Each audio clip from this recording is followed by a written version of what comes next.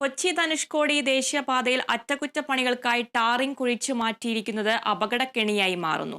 ബോഡിമെട്ട് മുതൽ പൂപ്പാറ വരെ 20ഓളം ഭാഗങ്ങളിലാണ് ടാറിംഗ് കുഴിച്ചു മാറ്റിയിരിക്കുന്നത്.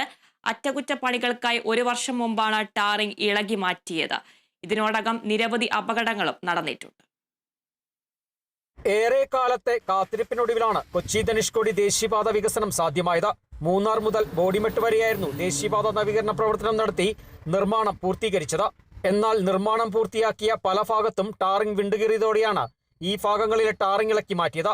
3 ഇഞ്ച് കനത്തിലുള്ള ടാറിംഗ് ഇളക്കി മാറ്റിയതോടെ ഈ ഭാഗങ്ങൾ വലിയ കുഴികൾക്ക് സമാനമായി മാറി. ഇതോടെ രാത്രികാലത്തടക്കം ഇവിടെ ഇരുചക്ര വാഹനങ്ങൾ അപകടത്തിൽപ്പെടുന്നതും നിത്യസംഭവമാണ്. അറ്റകുറ്റപ്പണികൾക്കായി ടാറിംഗ് ഇളക്കി കുഴികളെടുത്തിട്ട് 1 വർഷം പിന്നിടുമ്പോഴും ഇവ നന്നാക്കുന്നതിന് ദേശീയപാത വിഭാഗം ഒരു നടപടിയും സ്വീകരിച്ചിട്ടില്ല. வரும்போது பைக் சைட்டில் வரும்போது அங்கிட்டு வந்தால் ஆக்சிடென்ட் ஆகுது. இது 1 வருஷத்துக்கு மேலே ஆயிடுச்சு. இது இன்னமும் சரி பண்ண மாட்டாங்க. இந்த ரோடு ஃபுல்லாக ஒன் சைடு பூராமே மேடு தோண்டி தான் போட்டிருக்காங்க தவிர கார் ஓட்டு இன்னும் சரி பண்ண மாட்டேங்கிறாங்க. அதனால் ஆக்சிடென்ட் ஆகிறதுக்கு வழிகள் அதிகமாக தான் இருக்குது. കുഴിയായതിനാൽ ഈ ഭാഗം ഒഴിവാക്കി വാഹനങ്ങൾ എതിർദിശയിലൂടെയാണ് പോവുക.